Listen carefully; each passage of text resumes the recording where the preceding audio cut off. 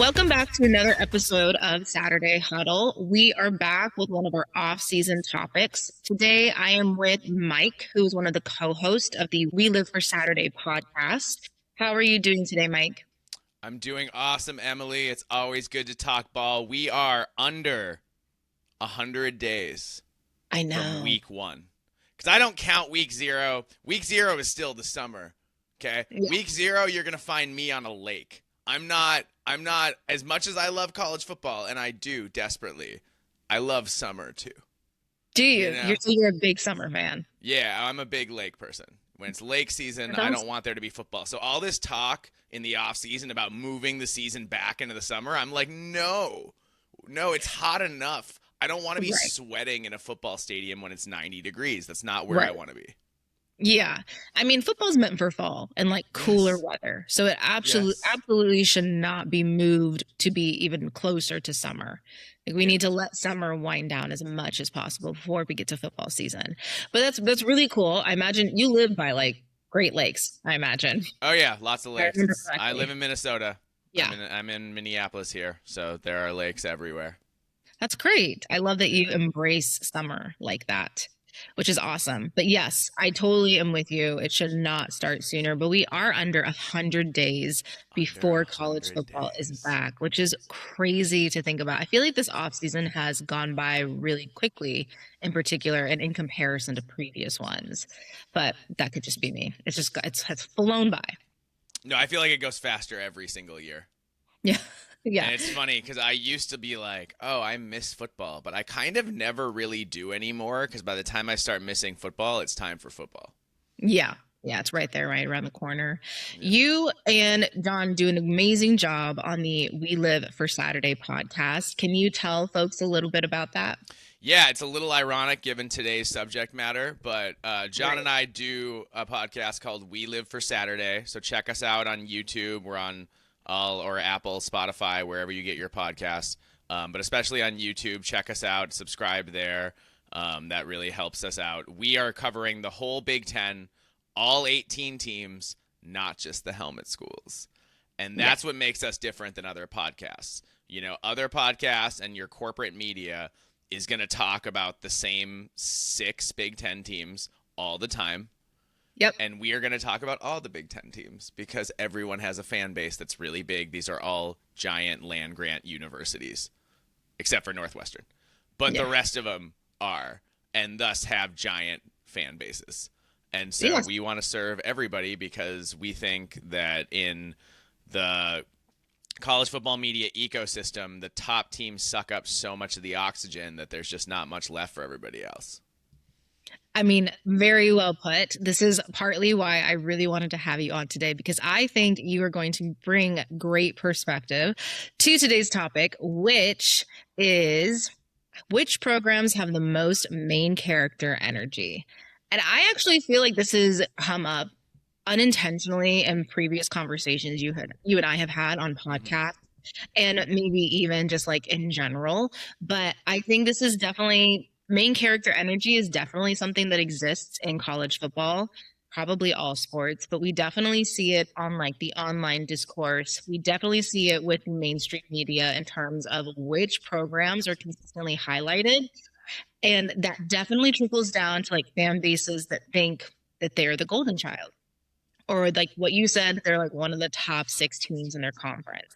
And so it's an interesting topic because I think it's actually more relevant than we ever really focus on or ever really think about. So, kind of thinking about all of college football, not just the Big Ten, who would you say are like those top 5 to 6 teams that kind of encapsulate that main character energy? You think it's five or six teams? Interesting. I'm I would limiting say I'm limiting you to that. you're limiting me to five or six. Yeah. Okay, my list. I made a much larger list of Yes. teams that I think get to fit And main character we'll energy get to from those time to too. time. We'll get If to those I too. have to limit it to five or six teams, Yeah. it's Ohio State, No. Michigan, Alabama, Georgia, Texas, USC. Yeah.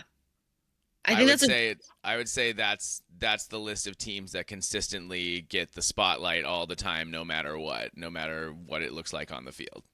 okay, but now I'm interested. Let's go up to your top 10. Who who's filling in those last 4, 5 spots? Oh, I mean, I think Penn State's right there. I think Oregon's right there.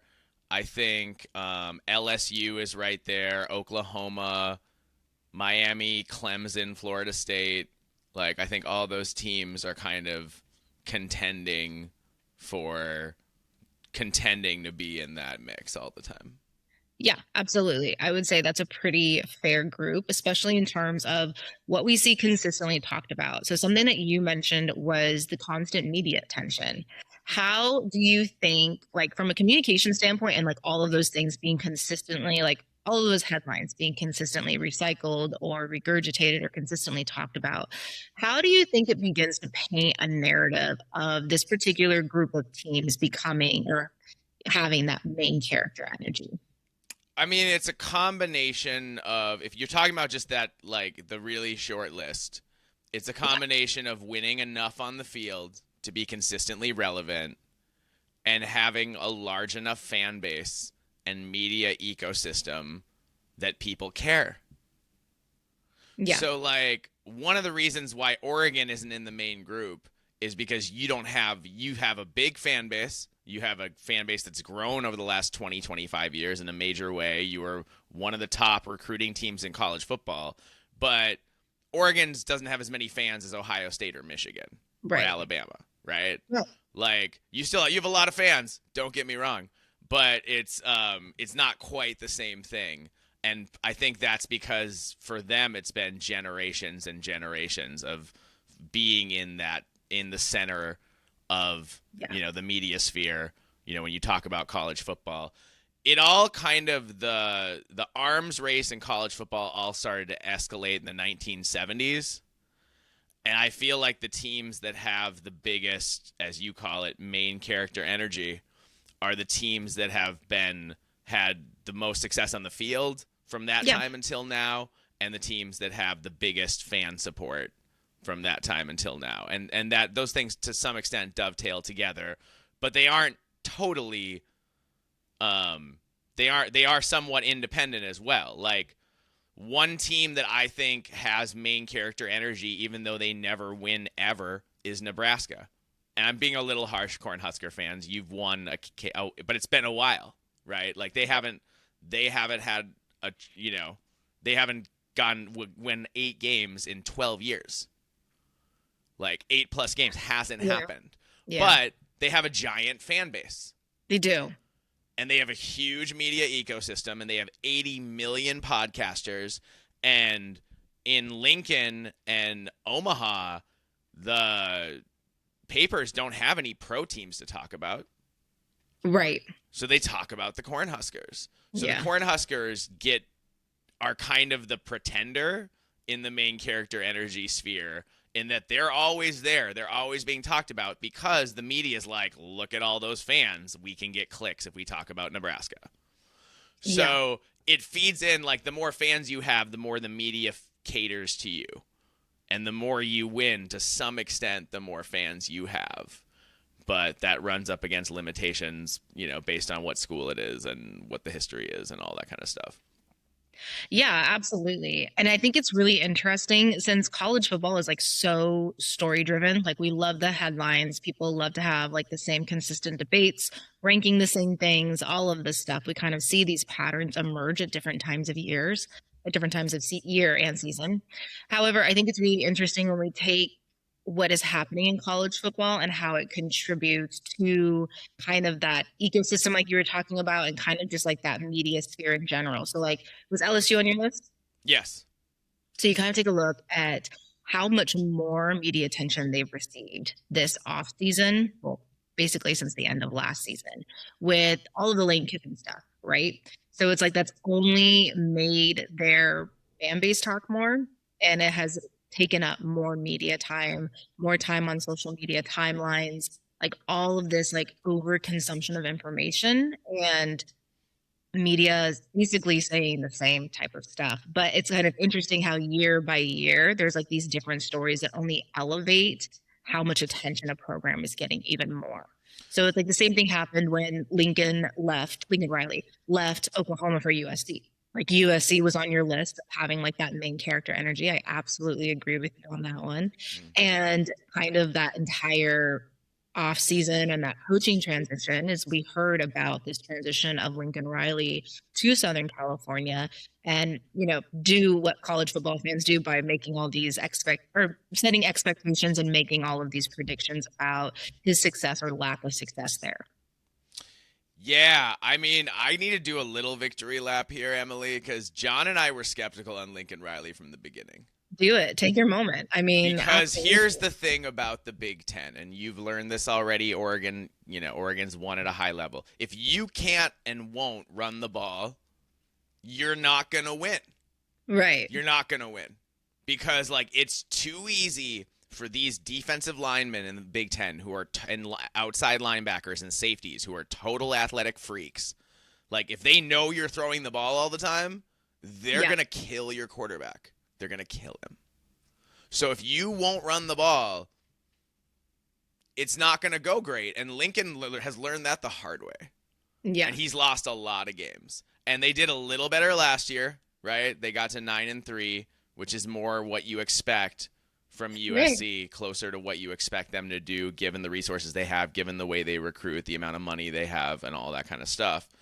Um, but it's a big year for Lincoln Absolutely. because, like, if he can't go to the playoff this year with Jaden Maeva, Yeah. like, he's a legit Heisman candidate and is arguably the best quarterback in the Big Ten. I'm not saying for sure he is. There's Dante Moore. There's Julian Sayin. Those guys are pretty good too. But Maava's right there, right? So Right.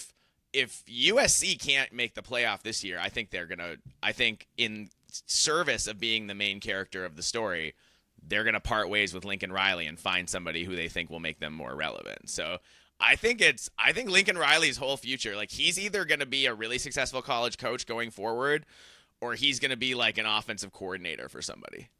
And it's Yeah. like it's all on this year and how it goes. So Right. they're gonna be fascinating to watch this year in that respect. And that to tie that into what you were talking about before with LSU. LSU is always a story because LSU is always firing coaches. Right. Like I mean, Ed Orgeron won a national title and was fired 19 months later. Right. He won a Yeah. national title, and they just bye later, see ya, have a good one. And now he's back as an assistant, which is genuinely hilarious because that guy's just funny to. I can't do an Orgeron impression. I wish I could. But the way he talks is just entertaining by itself. And for Lane Kiffin to bring him back now, it's LSU is all in, and the Lane Kiffin thing is funny because LSU they liked tough guys. They liked Orgeron. They liked Les Miles, guys Right. who ate grass and stuff. Lane Kiffin's a spoiled yoga doing pretty boy, like Yeah. wannabe pretty boy. I'd say that's me. But Yeah. that's me critiquing a man who's in his 50s and still hits on co-eds. But um, but yeah, the LSU thing is wild. But they are always changing. They always have a new coordinator. They always have a new big transfer quarterback. They always have they're always in the news. Yeah. And it's sometimes it's good because they're winning, and a lot of times it's not good because they're really volatile for a program that's as talented as they are. They don't win as often as you'd think they would. Yeah. But when they Absolutely. do win, they win big. They So do. Yeah, they do. They definitely can win big. And I think kind of just with like the firing after winning the national championship, that points to actions and behaviors that kind of like not that aren't limited to only LSU, but are a reason as why some teams are kind of like consistently talked about. And it's not just like you have to fire your head coach or your head coach has to leave in order to be highlighted and all the attention be on you. It could be silly recruitment videos or it could be decisions the coaches make. Like take a look at Michigan and how many times they've been in the news in the last few years for things not related to football, like actual bad stuff, game. like actual Like scandals at Michigan actual consistently. right. And so it's very easy to be like, God, we're always talking about Michigan. Well, Michigan's been had their hands in some messy stuff, which is Yeah, why we're always talking about Michigan. So even though some of these teams have like that main character energy, it's definitely not a positive thing all the time. It's not because we're talking about how much they're winning. It's rather we're talking about what is going on in that program, either on the field or off the field. And that's taking up like people's attention and their bandwidth and kind of what they want to talk about. It's funny because Michigan always wanted to hold themselves out as holier than thou and like very wine and cheesy and sort of superior. And then all we talked about when they were winning a championship was that they were cheating because they were. Yeah. So it's and then the thing came out with the assistant who was, looking at people's pictures across the country through the like Right. database, and it was Just just a lot of messages. awful, like horrific stuff. So yeah, Michigan, and obviously then Sharon Moore is came out. He's a predator, and yeah, it's the Jim Harbaugh era is really interesting at Michigan Yeah. because he won a ton. He brought them back, won them a national title, which they hadn't won a solo national title in 50 years. Or longer than that, I think. It's been a long time. And yet, all we talk about is the mess he left. Because Right. everyone and everything that was connected to Harbaugh was a total mess. Yeah. And I don't even know what that says, but it is interesting. And that's why Michigan is fascinating now with Kyle Whittingham, because he's, more of an adult in the room. And it's Yeah. What do you like, think about that hire? oh, I mean, I think Michigan just did what they always do, and they fell backwards into the best possible situation for themselves. Right.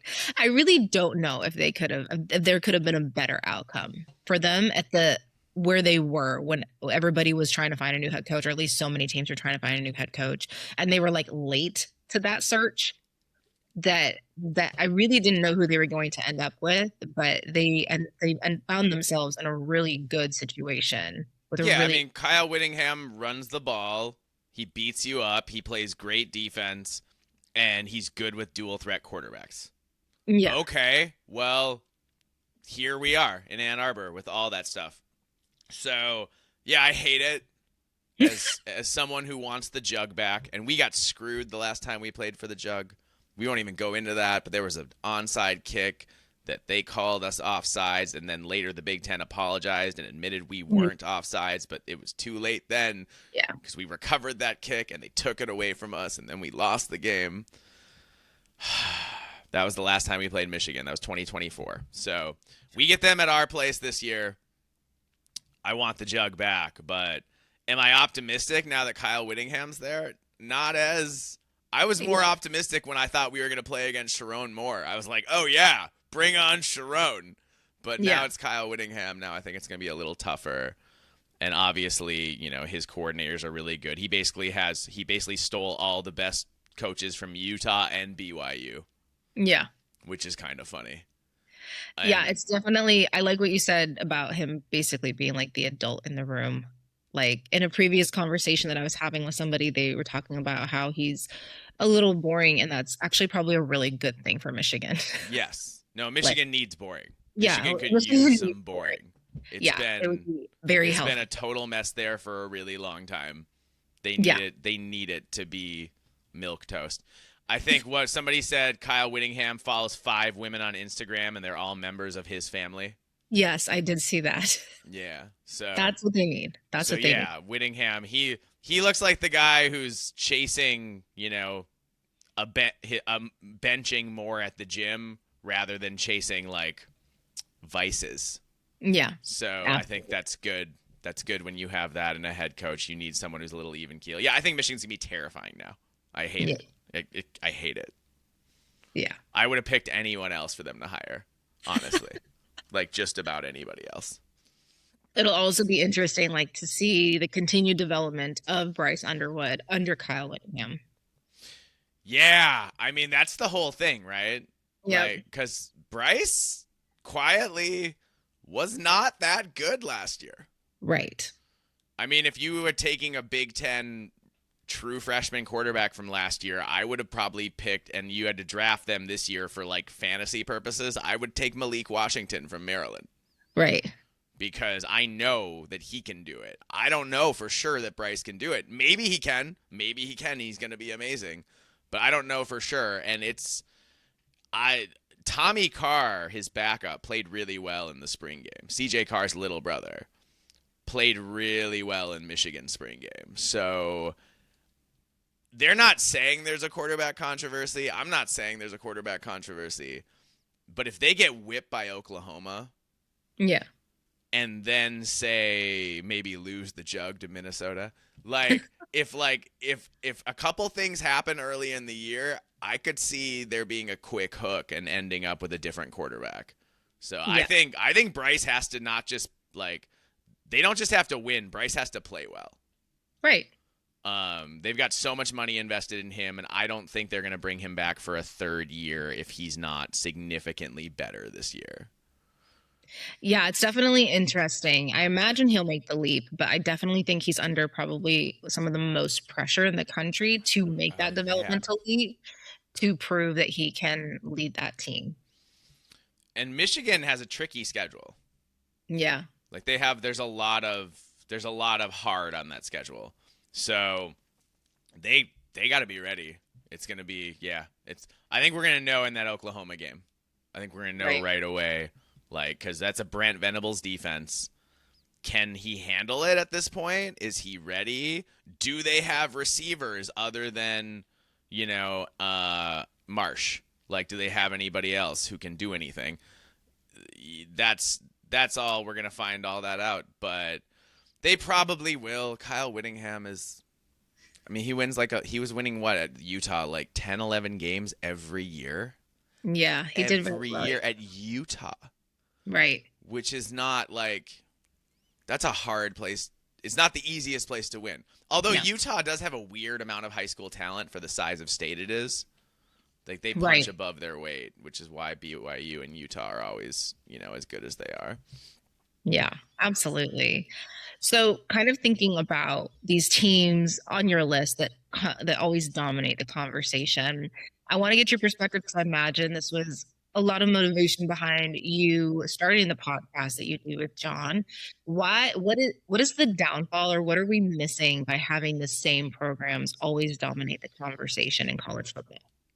It's redundant and boring. Why are we talking about Michigan's three deep when we could be talking about the fact that Illinois won 19 games in 2 years? Right. Or Kirk Ferentz was like this close to winning 10 or 11 games last year. He Yeah. won 4 games by like 12 points. You know, This is or there's so many good stories around the Big Ten. There's so many great players, and even the average to good teams are really good. This is the Big Ten. This is the highest level of college football. So, like, if you go 8-4 in the Big Ten, you're a really good team. Like, yeah. that could do real stuff and had absolute ballers and were interesting to watch and competitive in big games probably, and like you were worth watching and being interested in. And conversely, everyone's been there where your team had a terrible season. And like it sucks the way the media acts like you don't exist. It's Yeah. like if you lose enough games in a season, you go from like already you're on the periphery if you're not one of those main character energy teams, but like it's like you're not even there. Like they will talk about when teams playing you like you're not in the game. Yes, And that's exactly. like I think that that's problematic. And those fan bases don't just disappear. They don't just go away Right. because their team's having a bad year. Like they're still there. Like we look at Nebraska. Like they're always there no matter what their team is doing. So I'm as much as I tease the Cornhuskers, I will give them that. Like they are all in all the time no matter what. And I think a lot of Big 10 fans are passionate. Like they care. I have lived and died on games when we were 3-9. You know? And Yeah. then when we got a win, it was like relief, and it also hurts that you're having a bad season, but the excitement you get, the joy you derive from that is still really big. It's still really big to get. I'm sure there are years that Oregon wasn't great, but you beat Washington and probably felt really good about it. Right. Yeah. You know, before the Phil Knight money truly took over and you guys were awesome every year the way you are now. But like I remember in Oregon that was like Minnesota, that was only pretty good, that wasn't great all the time.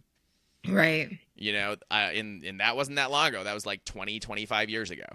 This is true. Um, so I just think you're missing the whole story of college football if you're just focusing. And there's so many awesome games and rivalry games and conference matchups and comebacks and crazy plays and things that happen every week. You know, Yeah. we cover the Big Ten. So I say every week in the Big Ten, but you can go every week across all of college football. And if you're only watching, and the other thing about the teams with the main character energy, they're not in a lot of close games. So you're kind of making it boring on yourself when you're like, you know what I'm going to do? I'm going to follow Ohio State every week, every snap. Okay. Ohio State plays like 2 to 3 competitive games a year. And they piss pound everybody else. Right. So if all you're doing is watching Ohio State, if all you're doing is watching Miami, if all you're doing is watching Oregon, you're watching a lot of bad football. Like a lot of football that's not that compelling when you could have been watching like, you know, a 9-3 team and an 8-4 team just go absolute toe-to-toe gladiator style for 4 quarters. Right.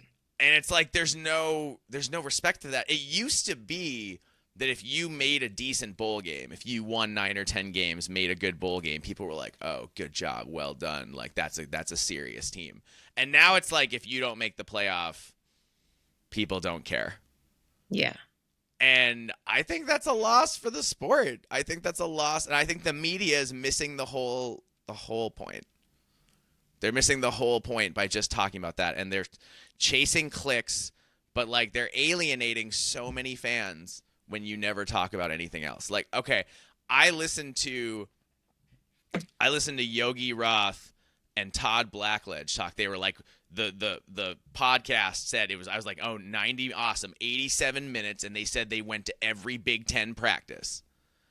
They talked about like 4 teams, maybe 5. They spent over half an hour on Penn State alone because it's the only team Todd Blackledge knows anything about. And like, I got nothing out of it except for that that he has a man crush on Bob Chesney, which, okay, great. Bob Chesney seems cool. What are we talking about? What are we talking about? Like, talk about all the teams that you saw. At least give us a thought on. No, it was none of that. I don't know what they think they're supposed to be doing. I genuinely don't. And I want to like Yogi Roth because he can be insightful and he knows the X's and O's and whatever. I want to like Yogi Roth. But I just don't that much. Because I just want them. I like with the media types, even the ones that are good, I just want them to turn the corner and talk about some of the other games a little bit. Yeah. Like, that's one of the things. I think the pregame shows do a better job of that than like the normal college football media from day to day. Totally. Yeah. So I think on like a college game day or on a Big Ten tailgate or on a Fox Big Noon, like you get a little more talk about different games a little bit. And that's awesome and so exciting. But then you go back to when they start recapping it and going back in the week, and they're just not going to talk about any of those games.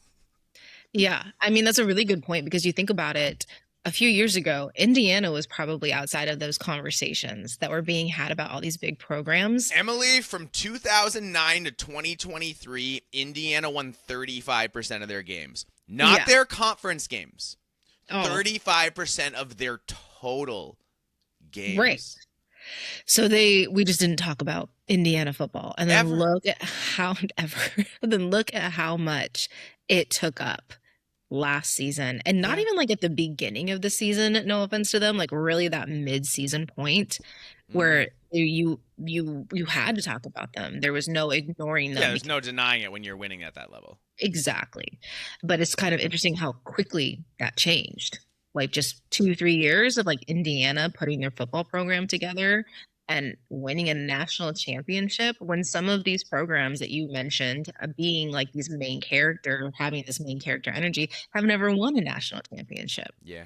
So it's a very fascinating. It kind of points to the question of like, you don't necessarily need to win to be one of these programs that's top. You don't have to win a national championship, I should say, to be one of these programs that is talked about or that possesses this main character energy. If you have the media's attention in one way or another, if you have the money thing working for you, if you have a large fan base, like those types of things. Because I think Indiana, the way they turned it around so quickly, like it wasn't that long ago where they were deemed kind of like this irrelevant program It that was was 2 years ago.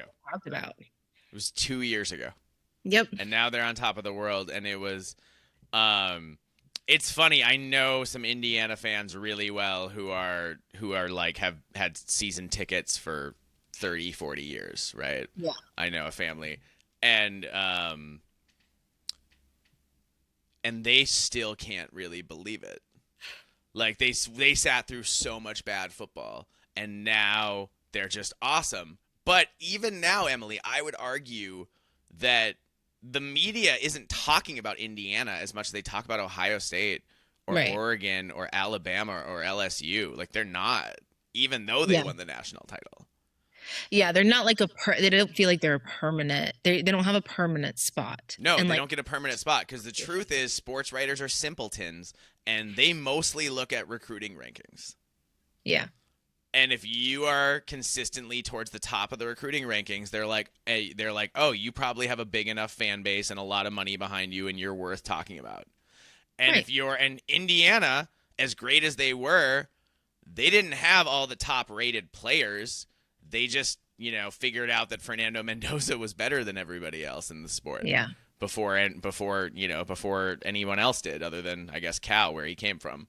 So they figured it out a different way. It wasn't in the same attention seeking, the same sort of like Oregon did it more traditionally and got more and more resources behind them, and they started to recruit better and better and better, and the better they recruited, the more they won, and the more they won, the more fans they had, and the more fans they Right. had, the more money went into the program, and just everything snowballs in a Yeah. positive way when you get going that way.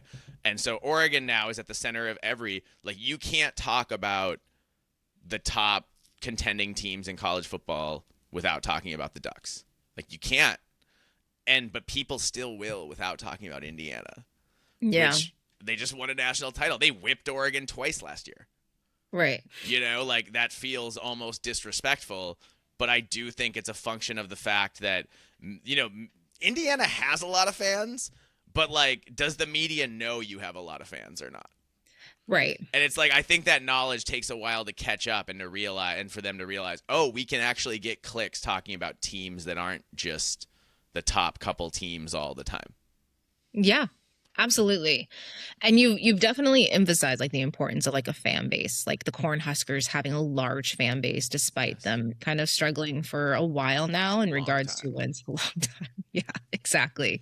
So when we think about how much like social media and the internet has elevated college football in terms of how we engage with each other, how we share content, the way that media shares content and talks about certain things, how do you think like fan bases on social media only like illuminate this main character energy even more? Like what's your personal experience with certain fan bases on social media?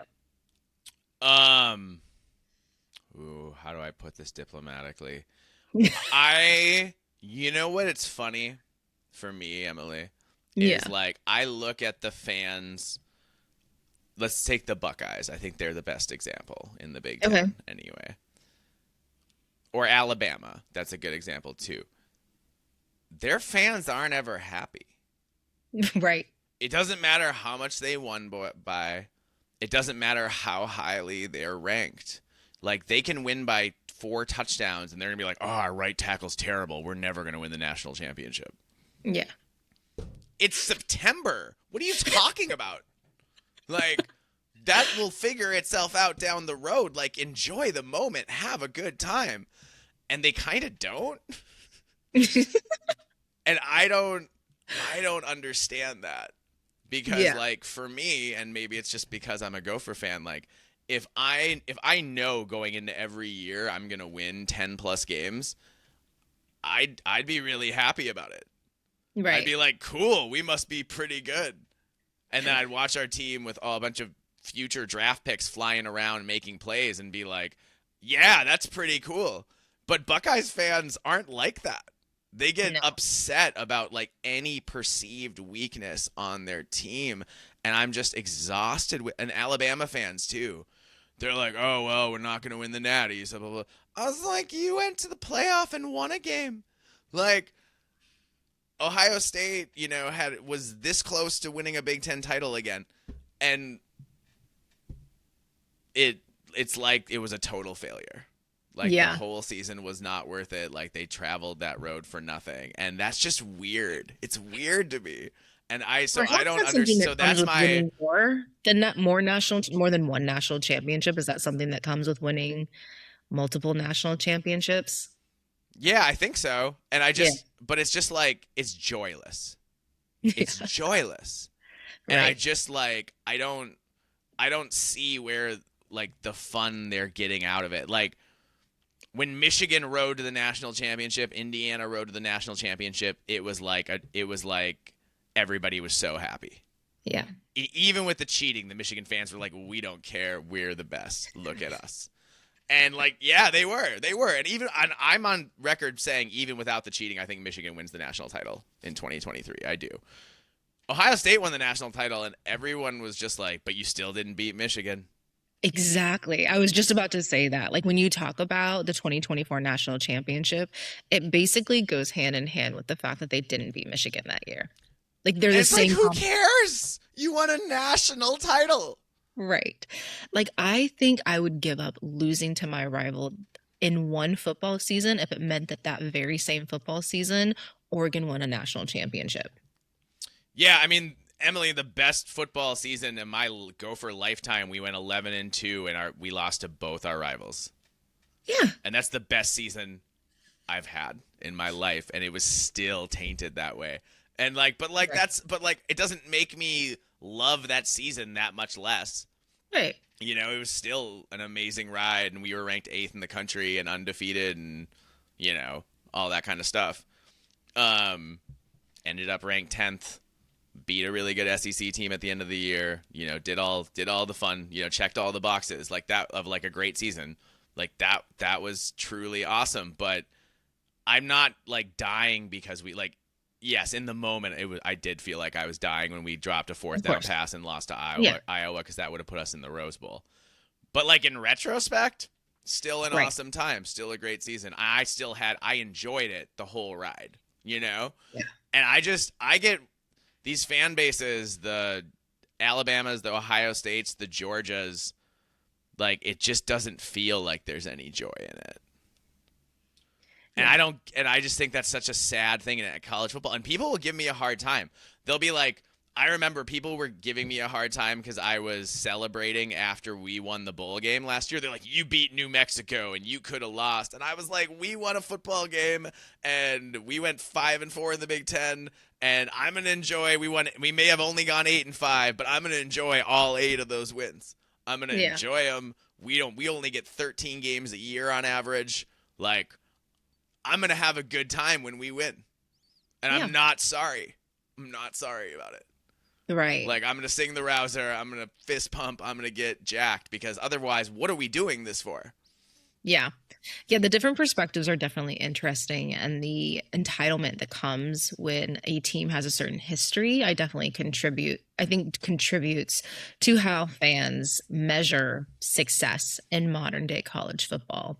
Alabama's an interesting one because they had such consistency for so long with Nick Saban that I Mm-hmm. imagine like they're still in that mode of transitioning to him being retired and having a new head coach for the first time in a long time and kind of what so many other college football teams have dealt with in terms of like, yeah, winning a lot of games and yeah, making it to the playoffs, but still not achieving the ultimate goal. It's like it's kind of brought them down to earth a little bit. But it's really But the difficult. fans are still in the Nick Saban mindset. They are. Like they Like Kalen can't let it DeBoer should go. be performing at the Nick Saban level. Yeah, and I Yeah. get it because they were like that for so long. So Yeah. I imagine that's a really hard thing to let go of. But like I do a pregame podcast on Saturdays, and my buddy Lucian actually he's an Alabama fan who lives in Columbus, Ohio, and I was like, what's that like, man? But Um, but he was just, I mean, he was so down on Alabama all last year. Yeah. I mean, down on them all year, like dogging them. They're not good enough. They don't have enough heart. They don't have enough this or that. And I was like, you guys won 10 games. Right. Like, I feel like you could have, and like, not trying to hate on Lucian. Love you, buddy, if you're out there listening. But, like, enjoy yourself a little more. Yeah. Like, have a better time. It was, and that was the funny thing, Emily. I actually watched the Rose Bowl with a bunch of Indiana fans. And this one person, we won't get into names, but got so upset in the first quarter that they watched the game by themselves Oh, until wow. and returned sometime early in the fourth quarter when it was clear that Indiana was winning by a lot and was going to win. And I'm like, did you even have a good time watching? This is the greatest moment in Indiana Hoosier Yeah. football history. And Right. you like weren't enjoying it? I Right. don't I don't get it. I don't understand that at all. I'm shouting from the rooftops, Sky, you mock, go Gophers whenever we do anything. So if we were to get in a stone's throw of winning a national title, you'd never get me to shut up. I'd be so happy. Yeah. Yeah, I think it is interesting, the different perspectives. And I think part of that is painted by the national conversation. It's like the more Yes. it's talked about, the more their NIL is talked about, how much money they have, the development of, second, third year players, like all of this stuff. It piles on the expectation of like, okay, well, we're being painted a certain way. We have to perform at that level. Otherwise, what are we doing this for? And it's very easy to lose sight of just college football being an enjoyable sport with all the different traditions and all the different things on Saturdays that take place that make it college football and make it distinct Yes. from other sports. It's like it's Yes. very easy to lose sight of that for some of these teams. And I think like the antidote to that is going to the games. Yeah, Because, like, absolutely. you go to the game, you sing the fight song, you do all Yep. the interactive stuff, you dance, you cheer, everybody cheers with you. Like, Right. it's a whole communal experience. And Yeah. I think cynical fans are often the fans who don't, like, look, I get it. It's hard to get to games. Not everybody. I'm lucky enough to live where the Gophers play. Yeah. So I go to all the home games. But, like, not everybody lives. In fact, most people don't live where their team plays, and so you're Right. not going to be able to go to games all the time. And so I think it's easy to get really cynical when you're just watching from your couch and just consuming the media narrative. And it's Totally. just it's so negative. And here's the other thing. The other reason the main character energy thing happens, Emily, is like there's this attitude that I call it. I correlate it pretty strongly with Bud Elliott of the Cover 3 podcast. Yeah. And he is like I call him like the world's oldest 19-year-old boy because he thinks everybody sucks unless they're the best. So like there's the best like 6 to 8 teams and programs that have the most NFL draft picks, blah blah blah, and everybody else sucks. And I want to go to him and be like, dude, there are guys playing FCS football who are athletic gods compared to you. None of these guys suck. These are major conference college football players. These are the best of the best. These are the freakiest of the freaky athletes. Like most of these guys can do things that you and I could only dream about doing athletically. So like, don't pretend like everybody sucks. And that's Yeah. what the media does. It's like if you don't win, if you don't win 10 or 11 or 12 games, well then you just suck and you're not that good and blah. No. Like have you ever gone and watched like a lower level, even like a D3 college football game? Guys can Right. ball. They can Yeah. absolutely ball at that Right. level. And so like you get to the Big 10 or other major college football. These guys are amazing. They're superheroes the way how athletic they are. I remember when we had Rashid Hageman who could like backflip into a dunk and he was 300 pounds. And like, there are guys doing that all the time. They're like dancing bears. Like Yeah. these guys are such freaky athletes. And everybody, if you're in the Big Ten, you have a handful of guys who are just awesome. Even if you're the worst team, even if you're Purdue, Purdue has a handful of guys who are terrifying. Yeah. And like on the right day, you could lose to Purdue if you are not on your game and you didn't show up and, all that kind of stuff. So, which makes it fun, right? That's why we love college football is that, Oregon, yeah, you're getting more to the point where you win every week, but most teams, you don't know every week if you're going to win or not. It's kind of Yeah. it's a coin flip and do you win the turnover battle and do you win your one-on-ones downfield and is did your offensive tackle's ankle heal in time for the game? And like, it's stuff. It's all that kind of stuff. Sorry, I totally lost track of what we were talking about, and I just started No, ranting. I think that's really important though, because I think, yeah, it's so easy to become like an armchair quarterback and sit at home and watch the games and consume all this media and make your opinions. I think it's very easy to forget that the skill that it takes to be good at this sport. And the fact that a lot of these people will be, or a lot of these players will be drafted to the NFL, so the professional level of this sport. Yes. And that's an even more impressive feat that that these people are good enough to play professional football. And again, same with the NFL. It's very easy to become an armchair quarterback. I'm sure I'm guilty of it some weeks where you're just like critiquing, acting as if you could play better, or Yeah. acting as if the average human dude could play for, the Bears better than some of the players actually on the team. It's very easy. It just feels even more unfair at the college level to me. Yeah. No, I'm with you, and it just seems weird to me because I chose not to play in college, but like I played enough in high school to know and like in and since then I played when I was actually in LA I played in a really competitive specifically gay flag football league. So Yeah. I played yeah, which was funny. In that like they were so hardcore. Like there was taking no prisoners. It was like the most intense what but like I played with guys who played major college football. Yeah. At Texas, at Wazoo, at whatever, to like 1A football and like those guys were crazy. Yeah. I had a buddy who was still running a 4.5. Like we would hand time him, and he'd run like a sub 4.5 40 and he was like 40 years old, and just was like, but he played for Wazoo back in the day and was a superhuman athlete. And Hmm. like these guys are everywhere, and they're fun to watch. It's fun to watch people who are so like. That's what I don't get because if you are anytime any college football game, especially at the major conference level, you are watching special players Yeah. even on the teams that are the least successful. You are watching Right. some special players do special things. And the coaches are mostly really good, especially in the Big Ten now. I think the Big Ten actually kind of, now the Big Ten has lapped the SEC, and I'm going to say that they have. But I think, Emily, to bring it back to the main character energy theme, um, LSU may win the media cycle because they're firing coaches all the time, but they're not winning all the games on the field they should be winning. Hmm. And I do think the teams that are more sustainable in like their coaching staffs tend to do better over the long haul. And you see that, and like sometimes you got to stick with a guy as he struggled. Like Ryan Day had to figure out how Yeah. to beat Michigan. Yeah.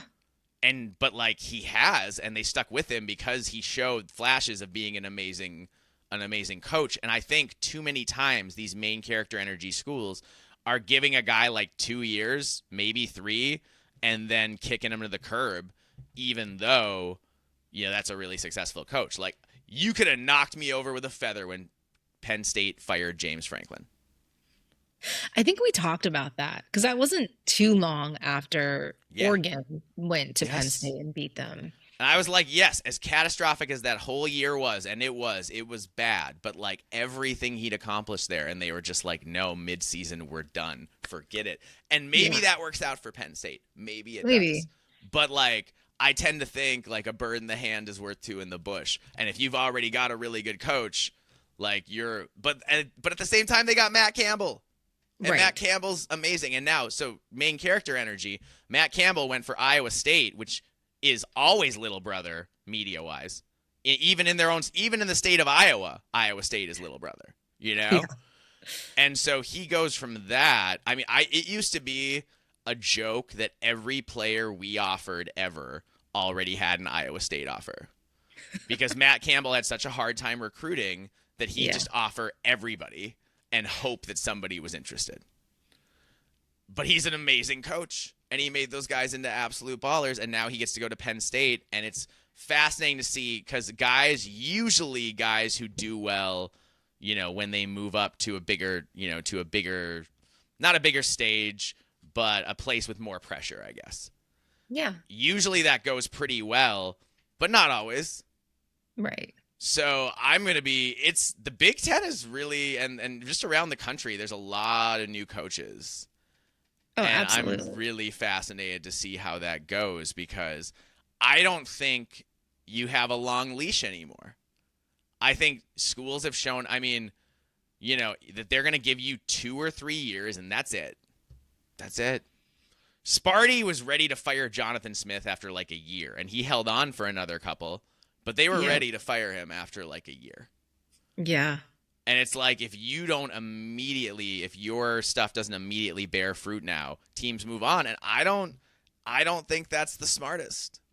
No, I don't think that's the smartest. I don't think it's the fairest. Like, it's brutal, especially when you see kind of like what you were alluding to, like what a coach can do if a or program sticks with that coach and allows that coach, in a sense, to develop. Like Ryan Day got over the whole beating Michigan thing Yeah, and it's just like while Dan winning a Lanning. national championship in between. I'll add. Yes, and it's like Dan Lanning. They're like, oh, he struggles in big games. It's like, no, actually, Dan Lanning's just a young coach, and he's won some big games, and he'll win a Yeah. lot more. And eventually, Oregon did win the Big Ten already. Which Right. people like forget weirdly that Oregon did that. And I'm sure is gonna win a national title here at some point. Right. Um, and so Oregon's gonna maintain their spot in the conversation, but it's for the right reasons. It's because you're having continuity and you're winning, not for the wrong reasons, which is replacing a coach every 3 years and Right. and having coordinator drama and all the weird stuff that teams have when they're not functioning properly. Yeah, Um, absolutely. Like coaches have to learn and develop as well.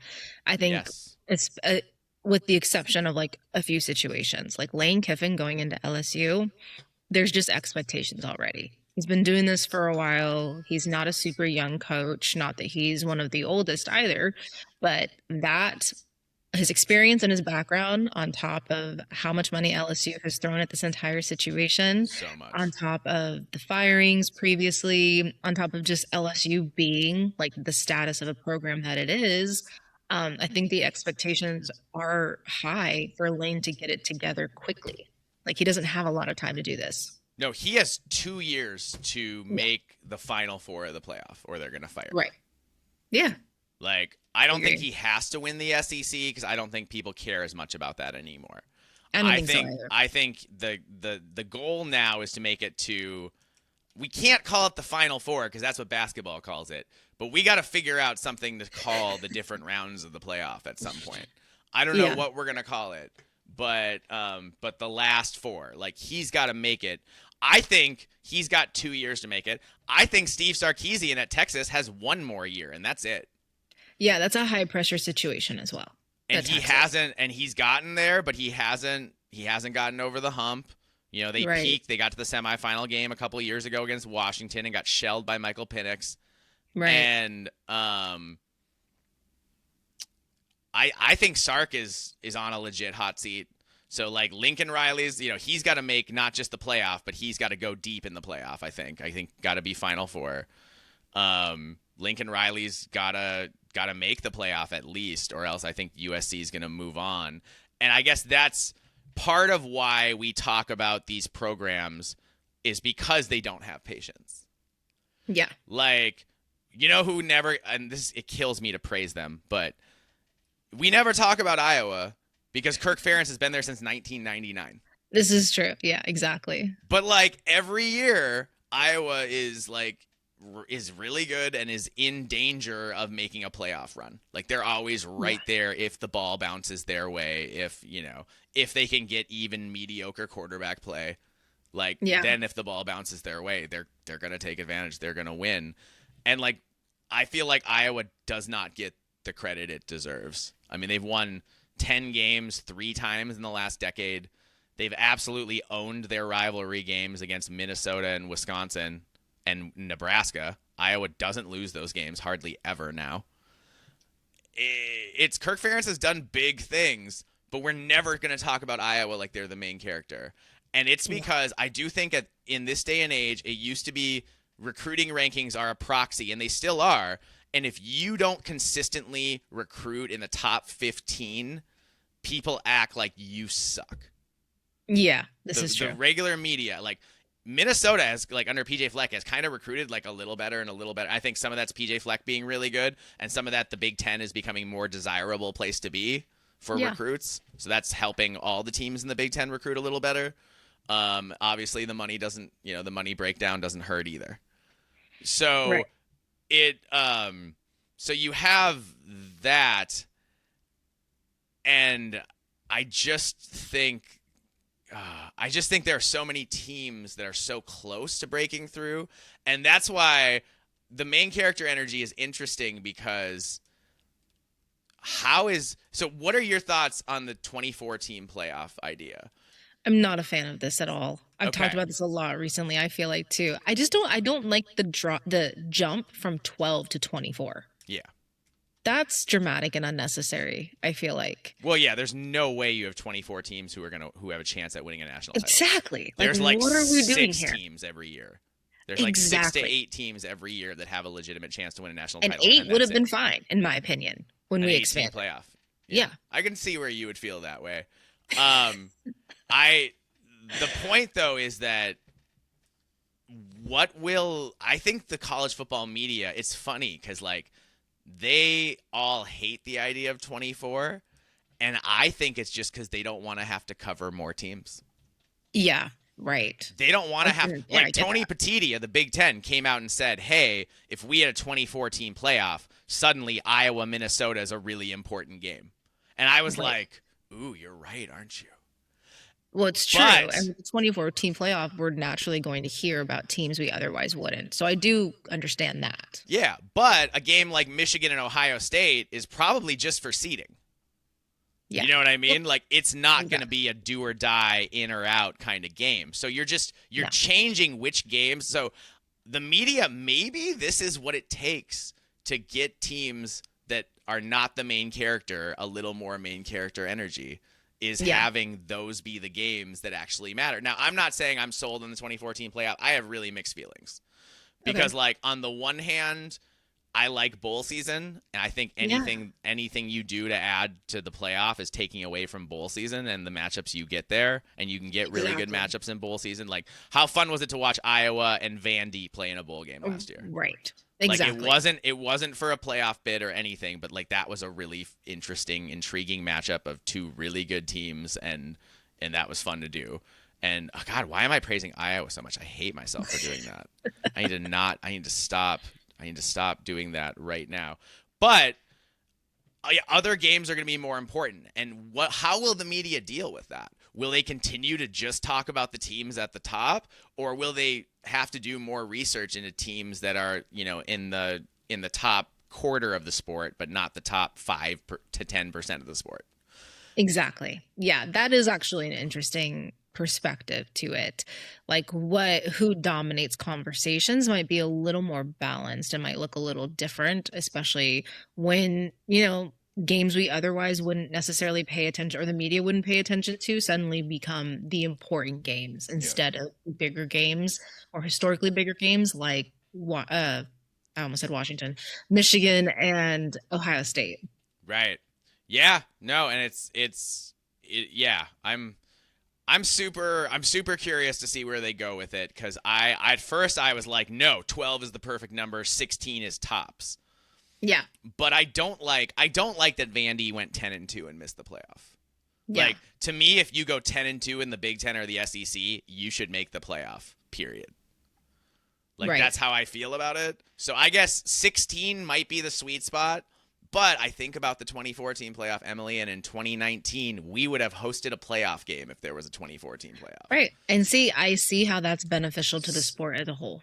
But I don't, maybe, right? Maybe, but maybe it's too much because you don't Right. have 24 teams that can win a national title. Again, like we said. So what's the point of having? I think you can make a really strong argument either way with the playoff thing. But I do think if it's a 2014 playoff, the media has to work harder, and they hate that. I think they hate that. Yeah. I think if it was up to the media, they'd still have a 4-team playoff because then they only had to talk about 6 teams. Right. Yeah, exactly.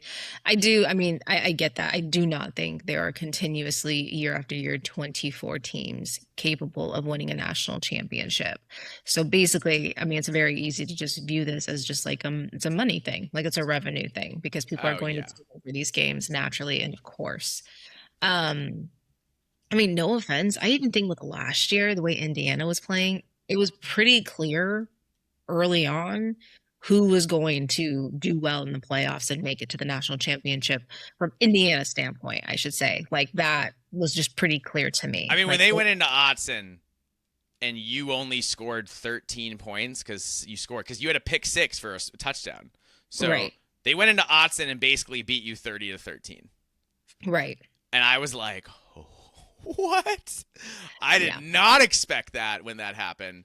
And I was like, that was the last time I picked against Indiana because I was like, oh my God, this is an unstoppable juggernaut, and Fernando Mendoza is just better than everybody else. Right. And so to me, I just feel like the playoffs, there was some redundancy there last season with just how Yeah. Indiana played. Not that that's going to be the case every single season. Obviously, it might be a toss up, but never a toss up enough to where there's 24 teams that might win it. No, I think 16 is the magic number. I would probably go with that. But selfishly, but the Gopher fan inside me is like, we could host a playoff game if there were 24. We could do it. Right. And I'm like, and I don't know, like, if it's a 16 team playoff. Like, I don't know if we'll ever be ranked in the top 10 again. Like to the point where like at the end of the year and to the point where we would have a chance to host a playoff game. So like I get why people want access, but I do think the funniest part of all this is they're like, let's see what the coaches think. Yeah. Well, the coaches want a bigger playoff. If it were up to the Yeah. coaches, we'd have a 64 team playoff Right. because that would make them, then they could all say they were Yeah. playoff coaches, and it would save their jobs, they think. Like it wouldn't really, but they think it would save Yeah. their jobs. So I genuinely don't care what the coaches have to say about any of this stuff because they're all just going to give the most self-serving answer. Right, absolutely. I also don't like the idea of like teams that otherwise wouldn't make it in, making it in, and then they can like use that. Yes, I'm thinking about Washington, like Mm-hmm. expanding to the 2014 playoff, and they could easily make the 2014 playoff some years, and then that like becoming like fuel to the fire, kind of adding to the discourse of like, oh, well, we made the playoffs. Doesn't seem Yeah. that hard to make the playoffs when you're a 24-team playoff. Yeah, it's Washington's an interesting case because like their highs are really high and their lows can be kind of low too. Right. Like but yeah, of course a team like Washington's going to want a playoff. I can't get over when I think about Washington this year the fact that their quarterback tried to leave and they had to sue him to make him stay. Yeah. And I'm just like, how's that going to go? Like Right. are people going to block for him? Sorry, this is off topic. But No, like dude, I feel like I like this conversation. you know what I mean? Like our Yeah. guy's going to play hard for someone who tried to abandon them. Right. And yeah, and cuz he tried to go bring it back. That was Lane Kiffin's first pick at LSU was DeMon Yep. Williams. Right. Which honestly surprised me cuz like DeMon Williams is good, but I didn't think he was that good. And now they have Sam Levitt, who's apparently still hurt and like may or may not be. Yeah, so they're The only interesting thing there is like the whole Jaden Daniels from ASU to LSU thing, Sam Levitt from ASU to LSU thing. Those are like those interesting storylines that I yeah, like to keep my eye on. Would not have Damon Williams as my number one pick personally. That's both thinking objectively and as an Oregon fan. yeah, But It is a rather interesting case. Like your quarterback was out the door. I mean, he tried to leave. Yeah. Like So what does that that would have say been about the like if we had overall? kept Coy Parrish after you stole him eventually. But Right. like he basically in the middle of the year stopped coming to meetings on time. I'm sure he'll be great at Oregon. Like I genuinely think he will be Yeah. because sometimes guys just need a second chance. But um but yeah, I don't know why I brought that up except for the Corey Parrish thing, and I'm still a little. It's weird. It's probably better for us that he's gone because we were able to spend that, like he was making a lot of money and we could spend that on positions that are more important than safety, Right. on like the D line and stuff like that. But at the same time, you stole him, and I'm pissed about it. But get to the back to the whole main character energy. Washington's like always good enough to be interesting, but they're never good enough that you consider them the center of things. Yeah. And that sucks because with Michael Penix, they were amazing. Yeah, they had a good short bit with Michael Penix. Obviously, they made the national championship, Yes. lost to Michigan, but they went on a hell of a run to get to the national championship. But like at no point did I feel like the media was like, oh, all about talking about Washington all the time. Right. They were still talking about Texas more. They were talking about the other teams in that playoff more. Yeah. Talking about Michigan more. I'm not going to complain about that, Mike, to be honest with you, but I No, understand. I know. I hear you. Yeah, I get just it. think I get it. but it is, it's an It's example a good example. of just the media doing what it wants to do kind of at the expense of everybody else. Right. But yeah, maybe you've got me thinking though, a 24 team playoff. Well, I'm not saying I want it. I think it would force the media to work a little harder. I do understand that component of it, and I actually think that's pretty fascinating. Yeah. And that's the only thing that I could see being beneficial to the expanded playoff. Right. No, I hear you. It's if you're and I'd be in your boat. If I'm already making the playoff, you don't want an expanded playoff because then that's just more games to play and more chances to get hurt. Yeah. And that's the thing that college football has to be really careful of because they can't just endlessly add games. Like these are not NFL players. No. Like yet. These are still like physically developing dudes and like there's gonna be a lot of injuries over a long season and there's only so many guys that you can have on a roster. And as you've seen, even the top of college football is not as deep as it used to be. Like right. Oregon is amazing, but even Oregon or Ohio State can't, or like Georgia, they can't afford, like they used to be 10 deep on the defensive line at Georgia or Ohio State. They'd have 10 guys they could put in there. Okay, well, now your bottom 4 guys every year are going to go play somewhere else and get paid to play somewhere else. Yeah. And actually make a difference. So, like, nobody has the depth anymore. So, if you keep adding the games, are you going to – it's just going to be a war of attrition and whoever's lucky enough to stay healthy gets to win? Like, I don't love that. And I do think that's a danger of where we're headed. And it also hurts the whole – if you are the main character, narrative – you want the players, the recognizable players, to be playing. Like, you don't want to be in the middle of a playoff and suddenly have Dante Moore not be playing. Right. And then you're talking about somebody that nobody knows that much about because he's been a backup, like whoever it is. There's just, I mean, you said it well. Like, for a team who's consistently making the playoffs, it's not incredibly favorable or attractive to expand the playoffs. No. However, I do actually love the idea of like an Iowa Minnesota game being like a make or break game. Like, we need this game to figure out who's going to get into the playoffs. Like, I do actually love that. Yeah. Oh, my dream is to beat Wisconsin en route to a playoff berth because we always end the season with them. Yeah. And it's going to be, that's what I want more than anything, us to be right there and be on the bubble. And it's like, okay, you just got to beat Wisconsin and then we do it. That's like the high hopes I have. But like I say that because we don't have the payroll right now to win a national title. And like that's our, that's Minnesota's own fault for not doing better that way. And it's like that is the thing. So main character energy, the biggest example I think right now is Texas Tech. Because they were an also ran forever. They were just another team. But now they have put $1 bajillion into that program. and Right. all of their defensive linemen cost like upwards of like over $1 million to up to $2 million, I think, for each lineman individually. So like that's crazy. And guess what? The media now talks about Texas Tech. I was Yeah. listening to the College Football Inquirer with Stephen Godfrey and Andy Staples the other day, and they spent like 15 minutes, I kid you not, talking about Texas Tech softball.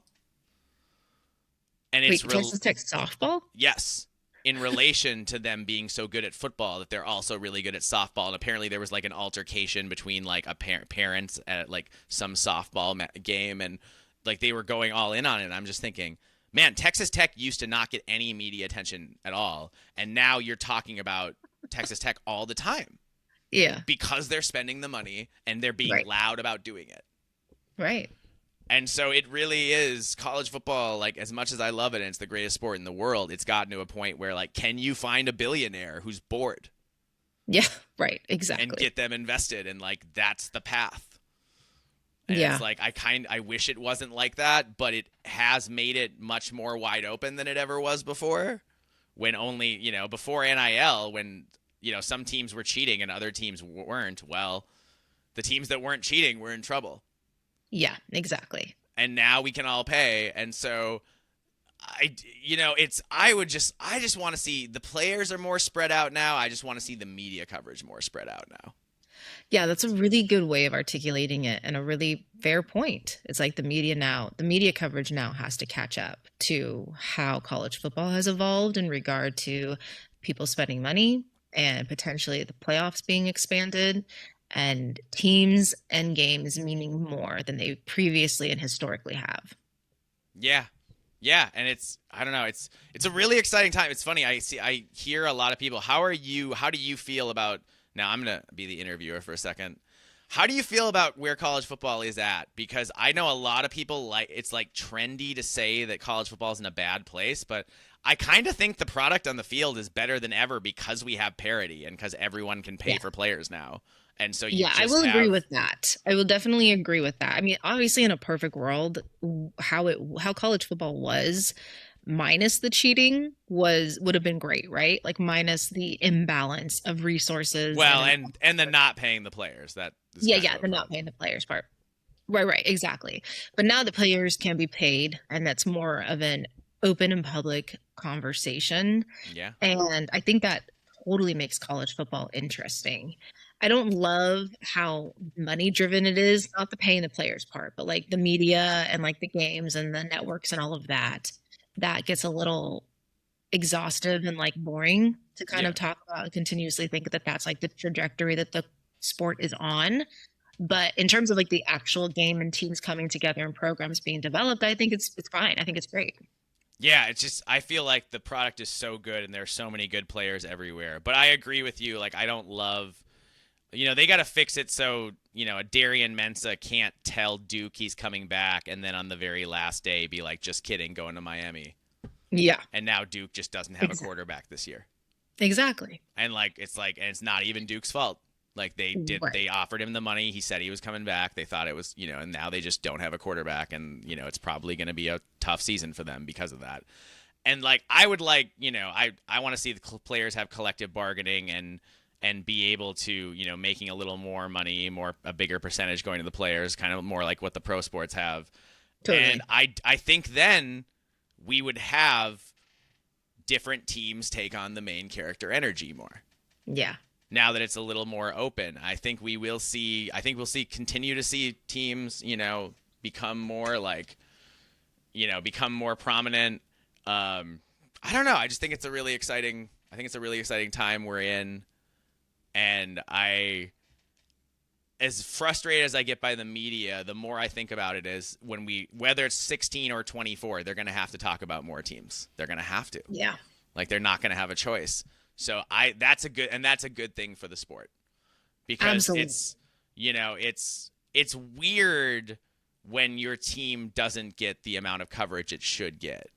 So like, we joke around in Minneapolis, St. Paul, where I live in the Twin Cities. we say that the weirdest rivalry in college football is, or in college sports, is between the University of Minnesota and the Twin Cities media